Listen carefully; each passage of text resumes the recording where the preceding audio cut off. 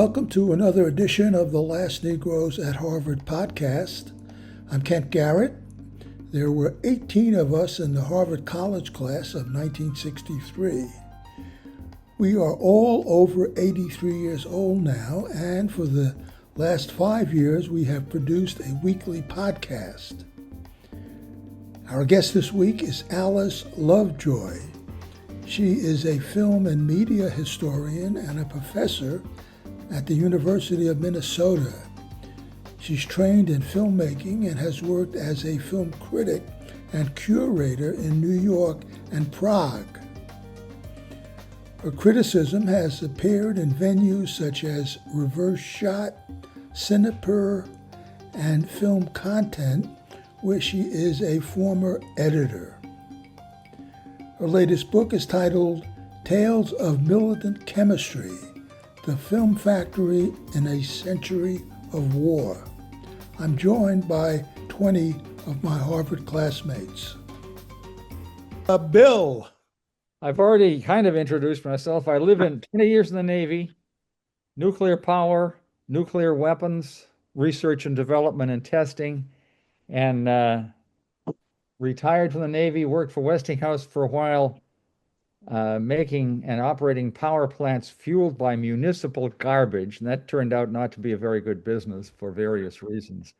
Then I came to Aiken, South Carolina to work at the Savannah River site on nuclear waste cleanup from all the waste of producing nuclear weapons materials during the Cold War.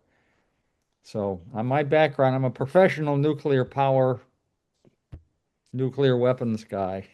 Okay. Alden. Sorry, grew up in northwestern Connecticut on a farm, lived around various places, including Aiken, South Carolina, where I taught for a while. Taught also in Baltimore, and I taught in elementary school in New Haven, and that elementary school was not called Yale, by the way. And then D.C. and Flint, Michigan, and Chicago, and I now live just outside of San Francisco. Okay, and Ron. I'm in Newton, Massachusetts now, where I've lived for quite a while. Got out of Harvard and went to work almost immediately for WGBH. Been in TV and video ever since. Have done some nuclear-related projects. Now doing volunteer videos for environmental and political causes. Okay, John Woodford.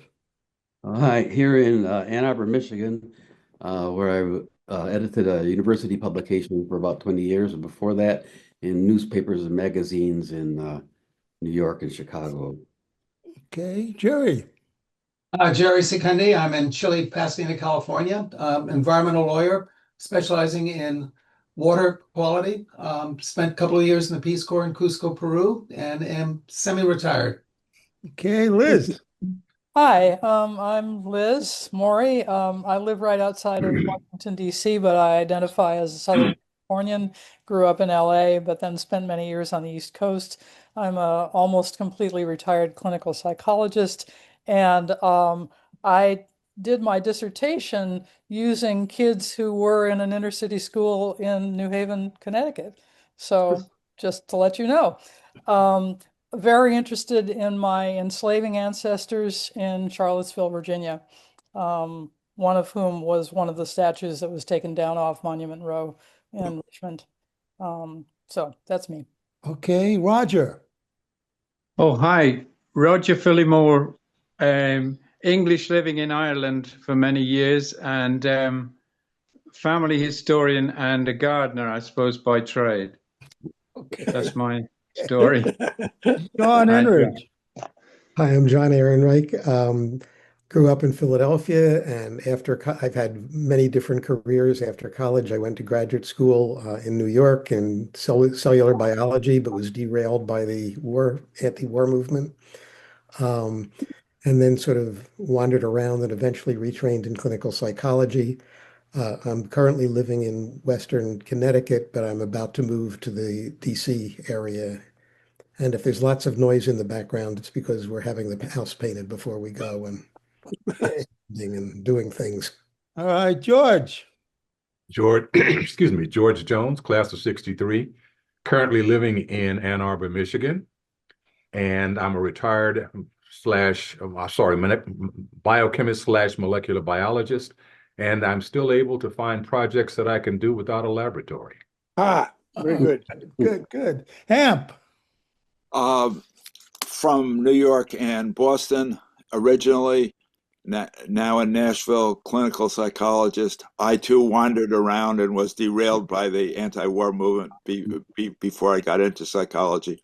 And I've been quite thrilled by Mandami for some time. And then I listened to his acceptance speech last night, and I thought it went on too long, and it was doctrinaire. And I started thinking about how, as a revolution advances, most of us are in the moderate stage who get killed off in the radical phase. Right. Okay. David Othmer. Hi, I grew up in Central and South America, and went to Andover, where I met Jerry Secundi, and then to Harvard, where we roomed together, and have worked in public broadcasting in New York City and in Philadelphia all my life. Okay, Jeff. Hi, Jeff Fox, originally from Chicago, now living in southern Spain, and at the moment, and for the next couple of weeks in the United States. I'm now in New York. Let me see. Well, after college, I was a community organizer in South America, and that got me started become a sociologist, focusing mostly on Latin America for many years. I'm now writing fiction, trying to do sociological analysis through fiction. Okay, Fred. Fred Gardner, from Brooklyn before gentrification, like Kent. And after college, I got a job at Scientific American, which I thought was draft exempt. I wound up in the 6-month program. And then when the Vietnam War was heating up, I had an idea to set up anti-war coffee houses in army towns. And that was so successful that Tom Hayden and Rennie Davis took it over with my I was willing, and then I entered a period of great confusion, which I came out of in the 80s. I had a straight job at UCSF editing the Internal Weekly, which was, it was like I was back at the Crimson, but with med students. It was great. And great. And then after Proposition 215 passed, I was involved in the medical marijuana movement, which has now been subsumed by the legal cannabis industry, which I don't think highly of. Okay, thank you. And Alice, thank you for joining us, and welcome. And I think you're muted. Are you muted? Yeah, it's a pleasure to be here. Thank you for having me. Do you want me to introduce myself now? Yeah, introduce yourself. Tell us Great. a little about your life, and then about the book. Yeah. Well, I grew up in the north of Boston, so not far from where you all met. I did my BA at Brown and my PhD at Yale, and I now teach at the University of Minnesota. I studied comparative literature and film studies for my PhD. I now teach in more or less the same fields. I also direct our Center for Austrian Studies, which is Minnesota's Center for the Study of East Central Europe and the former Habsburg lands. My first book is about the Czechoslovak Army Film Studio.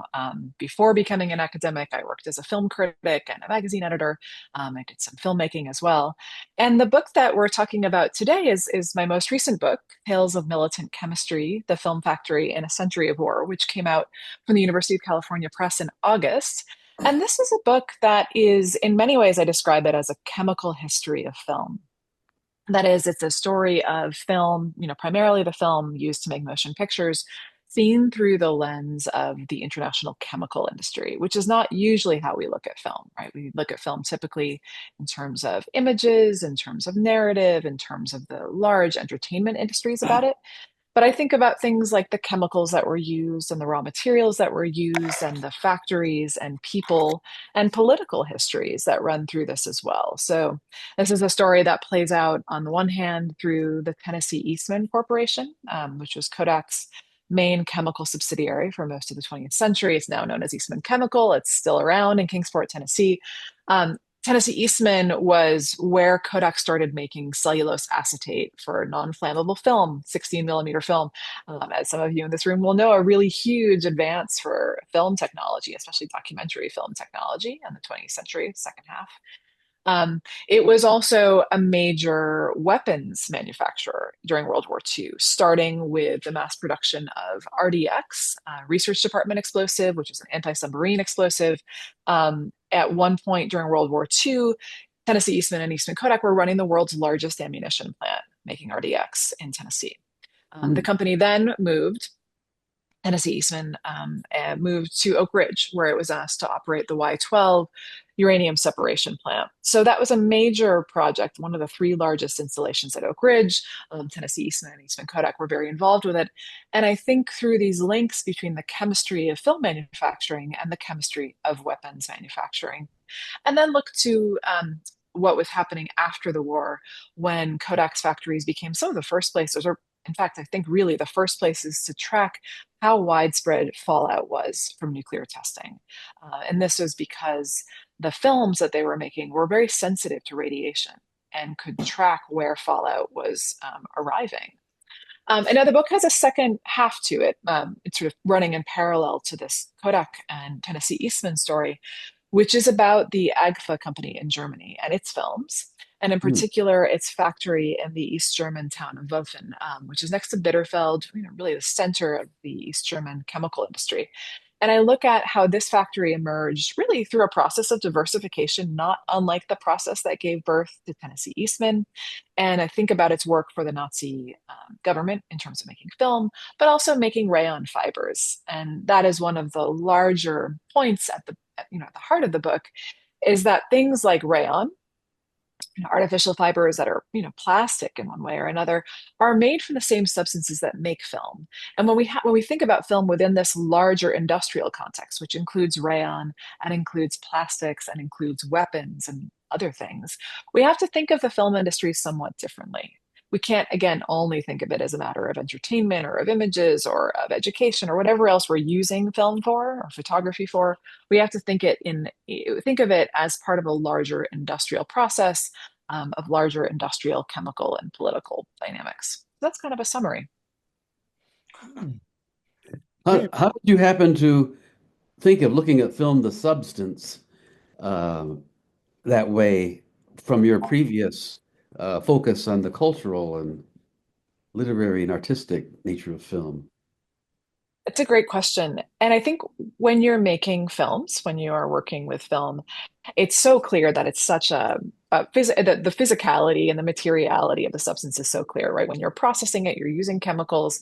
When it decays, it smells a certain way, it feels a certain way. And this is something that filmmakers are very aware of and engaged in.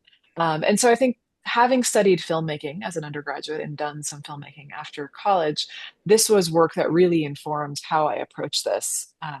And in my first book as well, which is about experimental filmmaking in the Czechoslovak army, experimental filmmaking is a field that is also really interested in the textures of film, what different kinds of emulsions can do, what different kinds of film stocks can do. And so that history in working in experimental film was also really important to this. But the spark for this really was this phenomenon during World War II that there was a shortage of film for Hollywood, for international film industries. There wasn't enough film to go around. And I was trying to figure out why this was the case. And I tracked it back in part to Kodak's military work, because the company was so involved with so much military contracting that there was really, starting from this point, a shortage in film. And so that realization that Kodak had been such a major military contractor started the project. Ronnie. This is not about the chemical side of things, but certainly in terms of being involved in military projects, there were huge propaganda efforts in World War II. I mean, Frank Capra and other luminaries were involved in the Why We Fight series of films. And, also the War on the Home Front. I've used them in researching projects. I've got DVDs of all these films, but they certainly were a major consumer of films in the military, and of course all the war photographers. Absolutely. And I think that's a parallel story to this is just how much film was not going to civilian productions because it was going to government productions, propaganda productions, et cetera. And the story of non-flammable film, which is made from cellulose acetate instead of cellulose nitrate, which is nitrocellulose and another guise and extremely flammable, it's part of this as well, because a lot of the wartime informational films and training films were on non-flammable film. They were shown on 16 millimeter on Army and Navy ships. They were shown on military bases, et cetera. So the fact that Tennessee Eastman was so involved with non-flammable film at the same time that it was involved with these military projects shows just how much the war economy and war production really dominated the film industry in various ways. Yeah, they even had 16 millimeter projectors on submarines as late as certainly into the 1960s. I didn't realize that about submarines. That's a great example of why the film had to be non-flammable. Because if you put cellulose nitrate film in a submarine and it ignited, it's impossible to put out. So that's a really interesting example of why that substance was important. Yeah. What's the status of film right now? I mean, in terms of given, videotape and all that. Well, film is still made. It's still used. You've probably seen films like Oppenheimer, which is shot on film. It's not shot digitally. It's also shot on the widest format of film, so 70 millimeter for projection and 65 millimeter for shooting. So Kodak is still making most of the world's film, and people in some film schools, learn to shoot on film, etc. But it's not the industry it used to be. Most films are shot digitally. Most films are projected digitally as well. So the industry is really contracted, and this is something that we see come up periodically in the news. Kodak declared bankruptcy in 2012. That was an important milestone here. Just this summer, there was a kind of rumor that the company was going to fold and stop making film. That's not true. It's going to keep making film, but it is continuing to diversify into other chemical businesses that can help keep the filmmaking side of the business afloat. Bill. Yeah, I was just going to offer on the 16 millimeter films on the ships. We had movies on board ships all the time I was in the Navy. And it was a big deal when you went alongside a replenishment ship to exchange films, these reels of 16 millimeter films for different movies. That was that's wonderful. Thing. That's wonderful. And these were, I imagine, entertainment. They were Hollywood movies or, films for entertainment. I just put in the chat a couple of books, which I recommend, particularly the first one, The Making of the Atomic Bomb. That's a great book. Yeah, I use that in this. Yeah, wonderful. Where was non-flammable film and developed first, and who did it? It was developed in Germany, I think in Germany, in the early 20th century. Let me try to get this right, because the work on it was happening really kind of on both sides of the Atlantic. So in the early 20th century, BASF and companies like that, Bayer, in Germany started making it. Kodak was making it very early as well. I mean, it was very clear early on that you could not have something related to nitrocellulose being the core of cinema culture. It was just too dangerous. There were many, many cinema fires. Reels would catch on fire on trains, etc., while being stored. It was not a good idea. But it took a long time for non-flammable film and specifically cellulose acetate to take off because it was very brittle. It tore easily. It did not behave well in projectors in particular. And so it took until 1923 that Kodak was satisfied with cellulose acetate enough to put out its 16 millimeter Cine Kodak camera and projector pair. So that was really the moment at which it took off. It kept being improved until in 1951. There was a general changeover by the industry to cellulose acetate. And this is when there was a cellulose triacetate formula that was much more stable, much less fragile, and that could really be used for the wear and tear on prints, 35 millimeter prints and cameras and projectors. John Ehrenreich. I'm very much interested in the ways in which these technical aspects of making films as opposed to film affect the content. For example, I have a friend you may know, actually, Alfred Gazzetti at Harvard, who's been very interested in the role of the ways that movies are now so much are frequently watched, particularly by kids, on cell phones, which means both small size, but also they hold the camera vertically, the cell phone vertically in portrait mode. And that has an impact on the ways in which directors think of the ways that they can, they simply can't show large crowds because they are operating in a narrow environment. So I'm wondering, in terms of the chemistry of film itself, ways that you see that might have influenced the content, created limits on the content, limits on the kinds of shots people could make, and so forth.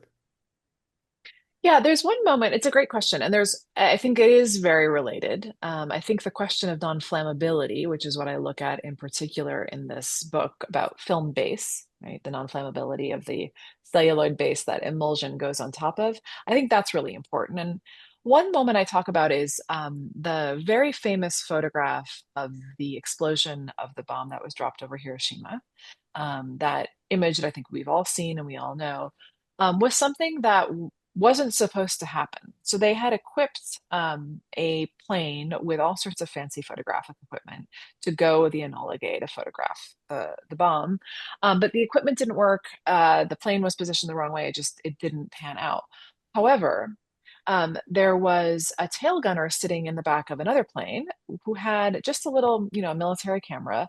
And the film that he was using in this camera was, of course, aerial film, which is non-flammable by nature because you do not want flammable film in an airplane. And he just happened to snap a photograph because he was there. And so that iconic image is linked to the fact that there could be film on an airplane, which, because it was non-flammable.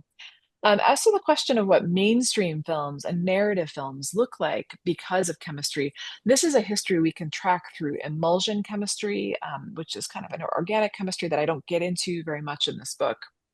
But it's a fascinating area of study and goes into the history of color film, into the various kinds of black and white films that were made, into film speed, etc. So there are very, very close links between chemistry and aesthetics and form as well. But I'm interested in this question, these questions of base and how safe it was or dangerous it was, how much of it there was. And all of these have to do with, how film culture is shaped, how it emerges at particular points, but in a different way. Hamp. Can you hear me okay? Yeah.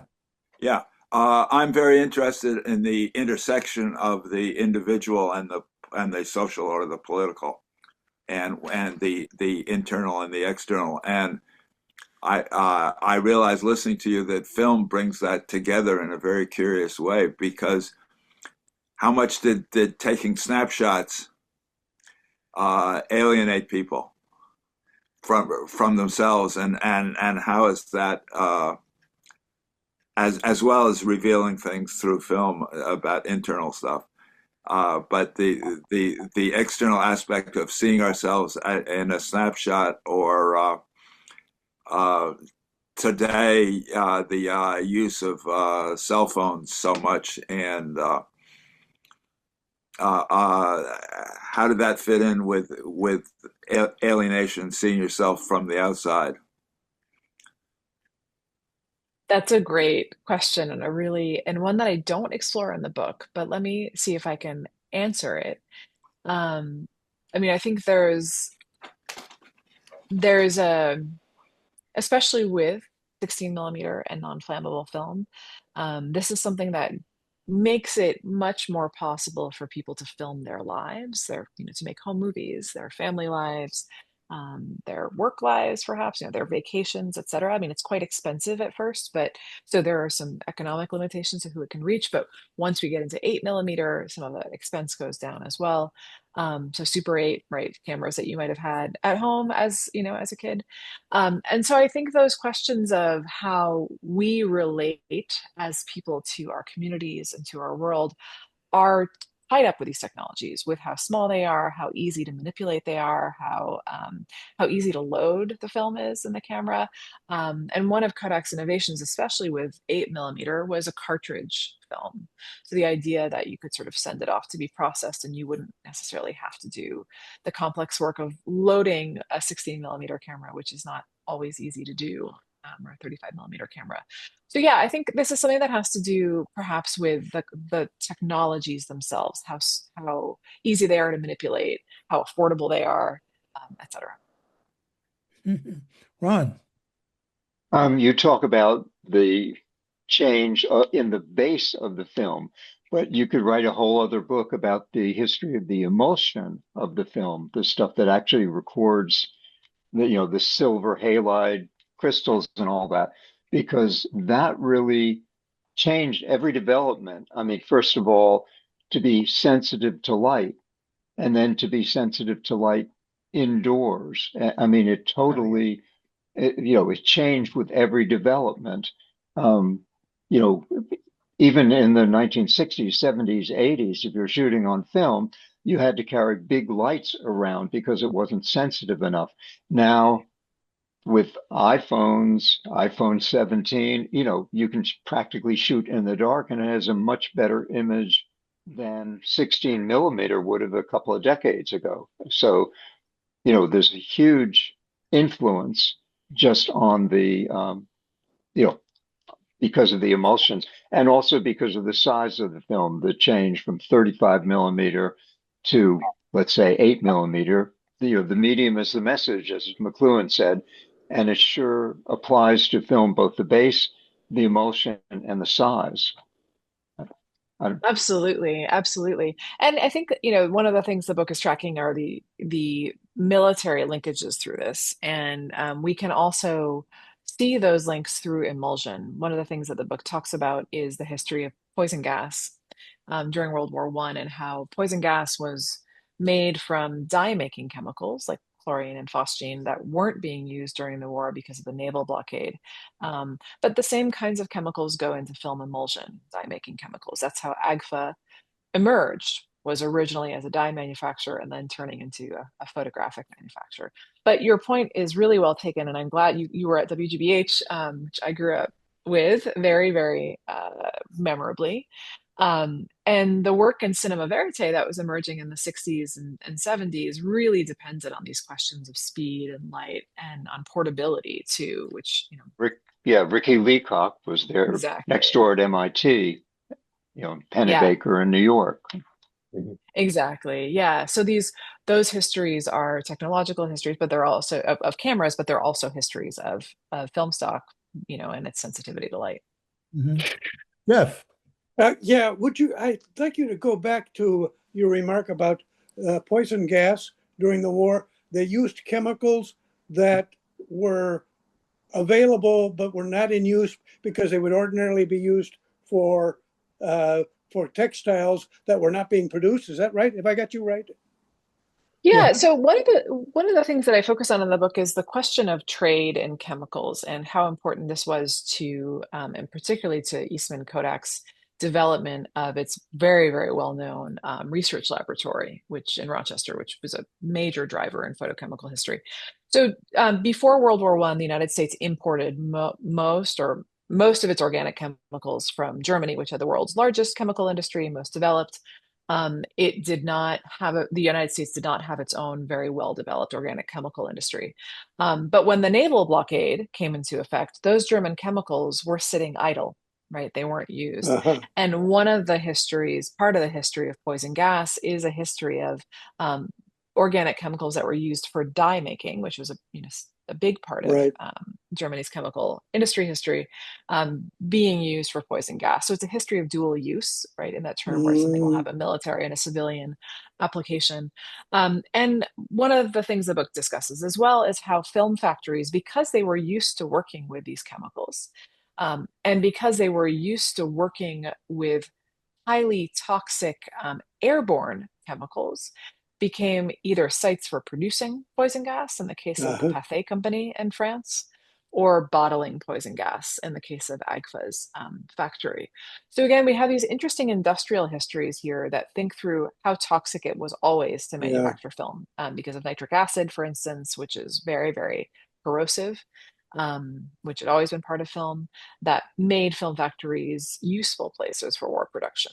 So in part, then, you can say the development of poison gas was the seizure of a business opportunity by these chemical producers, because they needed a market, and this was something they could sell their chemicals for. Absolutely. It's about diversification. It's about using up stocks of materials. And later in the book, I talk about this in the case of Tennessee Eastman as well, because Kodak founded Tennessee Eastman in Kingsport, Tennessee, because it was vertically integrating in the aftermath of an antitrust case by the Department of Justice that had told it couldn't buy any more camera and film companies. That, it was obviously a trust in the photographic world. And so Kodak started buying raw material suppliers, and it bought a methanol factory in Kingsport that had been built but not finished by the US government for use in chemical warfare. So how do you get to rayon how does in the book, how does it relate to that? Yeah, that's a great question, because it's part of the same dynamic. It's a diversification strategy by Tennessee Eastman. So Tennessee Eastman starts up, it is a wood producer first. It makes lumber. There are trees all around it. Kingsport itself is built as a kind of so-called model city in the context of the New South, as there's a movement towards to try to base the industry in the region's economy, around industry instead of agriculture. So it thinks of itself as kind of a tree-based place. So there's a tannery using wood-based chemicals. There's a book binding business, etc. Lots of things using wood. So as Tennessee Eastman grows, it's making methanol for Kodak's cellulose nitrate film, sending it up to Rochester. They realize that there are other chemicals that are byproducts of wood distillation that can be used to go into cellulose acetate film manufacturing. And the two most important chemicals are acetic acid and acetic anhydride. These chemicals are byproducts. They're not the main product, right? Methanol is the main product, but the company is recovering them very, very well and very efficiently, and realizes that with the proximity of cotton markets in the South, with coal in Virginia and Kentucky, there is basically everything that is needed to make non-flammable film. And so they embark on this, but they don't embark on it full scale, because Kodak is kind of a monopoly or bust organization, right? George Eastman isn't going to go into something unless he can be the biggest producer of it. And so they think about what else is being made from cellulose acetate at this point, and one of those things is rayon. That's an emerging market in the 20s. And so Kodak decides to go into 16 millimeter cellulose acetate manufacturing because of rayon, because they can make that other substance. Wow, that's interesting. Wow. Fred. I have a question about rayon. My wife is health conscious hippie, and she disapproves of polyester, but she gives rayon a pass. Why is that? Yeah, great question. And so when we're thinking of different kinds of artificial or synthetic fabrics, there is a lot of marketing around this that I think is complicated and that we have to tease apart. So certain rayons like cupramonium rayon and viscose rayon and acetate rayon are marketed as having natural beginnings, and they do, right? They come from from cellulose, from wood chemicals. Viscose uses wood, and cellulose acetate uses cotton. I mean, there's sort of variations here, but polyester is made from petrochemicals. It's made from oil. And we know the devastating effects that the petrochemical industry is having on our planet. This does not mean that rayon is good for anybody. Its manufacturing is toxic. It uses many, many hazardous chemicals. And so I think there are gradations here of harm, and it's a question of where you look in Thanks. terms of that That's harm. very useful. Yeah, you're welcome. Okay. Much for Rand. Yeah, Where did you go?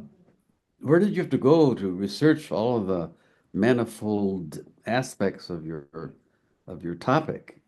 Oh, where did you travel? Yeah. Yeah, so I worked in about 2 dozen archives. I worked throughout the U.S. I worked at the archives of Appalachia and in Kingsport, around the region where Tennessee Eastman Chemical are located. I did research in Rochester, New York.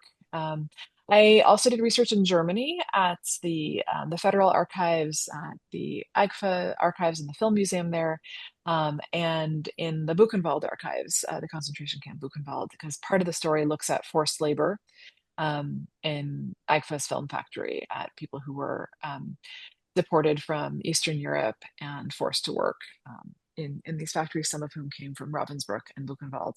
I worked in the UK at the National Archives in Kew in outside London.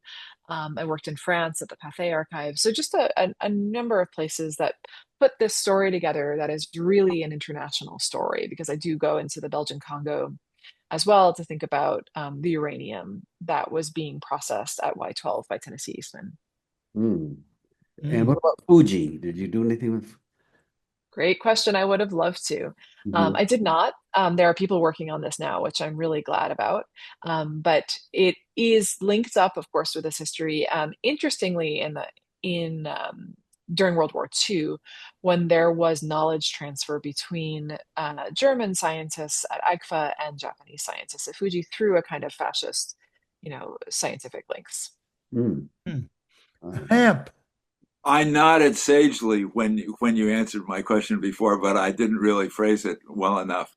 And by the way, thank you for helping me understand the history of my state here, Tennessee, where I've been living for 20 years. As we sit here, we are seeing ourselves, and we have a control over how we are seen. That people didn't used to have until snapshots. They would only see themselves in how other people reacted to them, or puddles or mirrors. And then all of a sudden, with film and snapshot, people saw how they were seen, and I just think that must have had an amazing effect, and some of it is probably alienating. I did a master's thesis on alienation, and having this control over ourselves can be shocking and rewarding both. Absolutely, yeah. Is sitting for a portrait painter alienating for a person, or let's say if you're in a group painting, like the big scenes where there are a multitude of people in a painting? It depends how narcissistic you are. Yeah, I mean there are a lot of stories about what would happen in cinema's early histories when there were people who would go to communities and film people and then process the films and then show them at night and later that night or maybe the next day. And that was, I think, a pretty profound experience for people. So that's part of the history of early cinema, certainly. Bill. Yeah, Oak Ridge, Y12, the gaseous diffusion plants and all that stuff. At some point, Union Carbide was involved there also, and I don't remember just what the transition was of the division. Do you remember? I on Union Carbide's involvement in Y12, I don't know the details. They were, of course, operating, as you say, it wasn't the graphite reactor; it was the gaseous diffusion plant. because the Y12 was the electromagnetic separation plant. So there were different methods that were being used to process material. And then there was, I think, a pilot plant for plutonium, which was, I think, the graphite reactor plant that was being run possibly by Kellex. That was true, the pilot plant. Yeah, and the production plant was at Hanford for plutonium. That's right. I think that DuPont was involved at Hanford. Yes, they were running Hanford. Contractor for Hanford, as they were for this building of the Savannah River site. And so it's another chemical plant, but Union Carbide was running, I think, Y12. And the gas diffusion plants were Tennessee Eastman, I guess. I don't remember. No, the Y12 was run by Tennessee Eastman. So Union Carbide was running the other one, the gaseous diffusion. Yeah, okay. Yeah, but they did have some later involvement that I haven't traced as well. But all these chemical companies, again, Union Carbide and DuPont, of course. DuPont made explosives for years. That was their stock in trade. Dynamite, they made all kinds of mining explosives and so on. Exactly. And they also made film, right? DuPont made film too. So again, these are histories of diversification that come either from materials or from scientific knowledge. Jerry, on mute.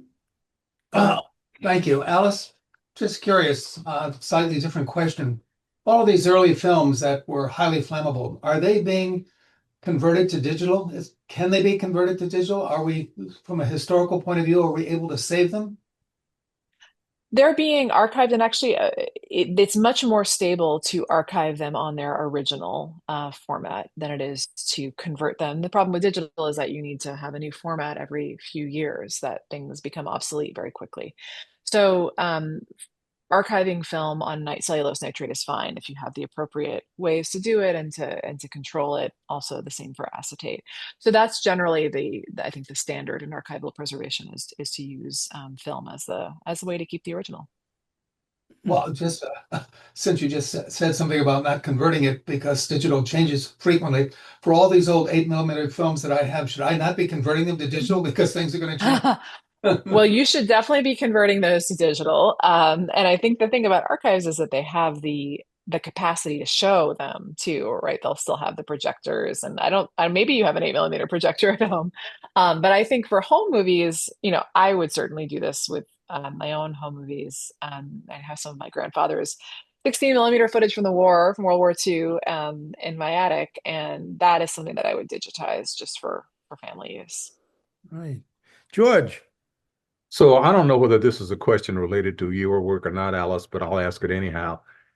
Does the demise of instant cameras have anything to do with the nature of the film that was used in those cameras? This is really interesting. So you mean the kind of point and shoot disposable cameras that we used to get? Yeah. And Polaroid as well. I was going to ask about Polaroid. Oh, Polaroid too. Yeah, Polaroid's a really interesting question, and one that I unfortunately really don't know very much about.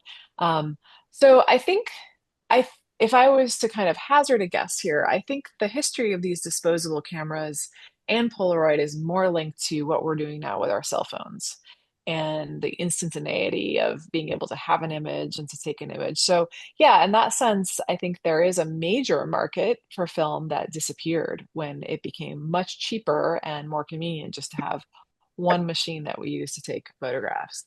I do think there is a kind of resurgence. I read somewhere recently that there may be a resurgence of these disposable cameras, which seems environmentally reprehensible, but but is interesting in terms of a more general interest in film these days, right? We are so surrounded by digital images that the fact that film looks different, has a particular grain, a particular kinds of colors, the kinds of control we can have over it that we can't have with digital images, all of this is really important, and I think is being reflected in a return in some circles to using film. But the advantage of those kinds of cameras was that they produced a hard copy. Clearly, the switch to digital has its advantages, but what happens when you drop your cell phone into the swimming pool? Exactly. Right. I mean, I think that's, the film could be printed. You could have the negatives, you could print them again. I mean, there's a lot of advantage to analog photography. I agree. And I think we are still not ready to understand what the sort of infinitely expandable number of images that we can have now, what that really means in terms of its technologies and our lives. Ron. Yeah, I just want to emphasize what Alice said about the that film is long lasting, particularly black and white film. And digital changes, as we all know, their formats every few years. So this leads to a dilemma. I mean, I took my father's 80-year-old 8 millimeter film and converted it to digital to work on an experimental film with it. Instantly, conversion brought out details. I mean, you could show this 8 millimeter film on a big screen. But I do worry that it's in digital format and it will, in contrast to the film, which looked great after 80 years, the digital will be obsolete in a few years and it'll have to be converted to something else. That is a major problem that has not been solved yet. So I'd love to hear your comments, Absolutely. Alice. Yeah. Yeah, I think this is part of the issue and really the problem of the widespread conversion to digital in cinemas, et cetera, is that we are losing not just the media, but the capacity to have them in the future, right? The capacity to use them and see them because these formats, these digital formats are so quickly obsolete. So yeah, I think this is something that you see with film archives. There's a lot of focused work on preserving on film. You see this work happening in film laboratories as well, the National Film Preservation at the board. Anyway, the US's national efforts at film preservation do focus on preservation on photochemical film because of its stability. And so that's important, and that's happening abroad too. So this is known archivally. I think the question is how the ecosystem of the industry fits together. What does it mean? What does it take for Kodak to keep manufacturing film that these archives can use? What is it? How much of a scale does film need to be manufactured at to be affordable and usable by people, et cetera? And I think we need to think of the environmental costs of all of these industries, right? On the one hand, the very, very high costs of digital technologies, which we know rely on rare earths and that are, mined and extracted in extremely violent and economically exploitative conditions. And at the same time, the question of all the plastics and chemicals in film, which have it's always been an issue. This is something the book talks about as well, is the great environmental cost of running a film factory, whether that's a gelatin factory like the one in Peabody, Massachusetts that I grew up near and write about in the book, or whether it's Kodak's headquarters in Rochester, or whether it's Tennessee Eastman.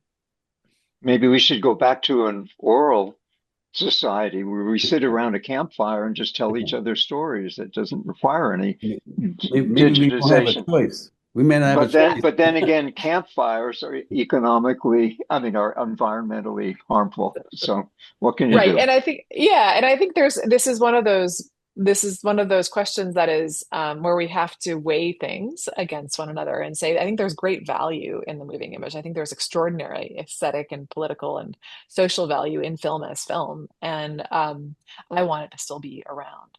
But we also need to see it in the larger context and it emerged in and it still exists in. So I don't really have the answers here. It's both, right? It's very costly, but it's also extremely valuable. And hearing all of your biographies, of course, during the Vietnam War, film played such an important social role and political role, Right. and we can't forget that. Winter Soldier, Year of the Pig, like all of these films are so important to articulating a kind of alternative, right? To Yep. to what was going on in the country at the time. So. Bill, These things are all true at the same time. This is somewhat related, but I've done a little bit of genealogy research, not much. And census records are one of the things. And they used to be on paper, and now they're all on microfilm, and they're deteriorating, I think. And so they were converted to microfilm a number of years ago. I don't know how long ago. And so, you know, paper fails and film fails and all that stuff. So how do we keep archives? I guess that's a Yeah, well, this is really an important question, and it's I think a very extremely important question in the U.S. right now as we see a defunding of underfunding, defunding of the National Archives and other archival efforts, the NEH, the NEA, like all of this federal funding that's so important to thinking through these records. Microfilm is a big part of the book, actually, in terms of the history that it played in bringing information about German and Japanese technologies to the US and Britain after the war. And in its earlier histories as well as something that was a banking technology and a library technology. So I find microfilm fascinating. How's your book been doing, and are you working on another book now, or what's your next project? Yeah, the book's doing well. It's great to see it reaching readers, and its reviews are coming in, and I'm delighted to see people reading it. When you work on something for so long, it's always nice to see it getting in people's hands. And I am working on a couple of projects. I am working on one project that extends this book into a study of tape, and the 3M company, which is headquartered here where I live in Minnesota. And I'm also working on a project on children's film, mostly in Eastern Europe, but also beyond it in the post-war period. And I know we have some psychologists in the room, but this is a project that thinks through a lot of post-war conceptions of how children see and how they think, and how that was reflected in experimental film form throughout the world. That's great. Right? Yeah, sounds great. Thank you. What shape will Kent's immortal archives of us here have? What shape will that be in 2 or 3 years? Wow, that is beyond my pay grade, but it's a great question. You'll have to keep an eye on the formats and make sure you're converting it as time goes on. But I would say keep a transcript as well. Half the question is, easier. what shape will we be in 2 or 3 years? How far above ground? Okay. Well, listen, thank you so much for coming on. It was really quite interesting, and we had a good time. Thank you for the invitation. It's really been a delight to speak with you all. Okay, Good luck, thank you. everybody. Thank you. Thank you. Thank you. Bye-bye. Bye. That was Alice Lovejoy from the University of Minnesota. Her new book is titled Tales of Militant Chemistry, The Film Factory in a Century of War. And that's it for this edition of the Last Negroes at Harvard podcast. I'm Kent Garrett. I'll talk to you again next week.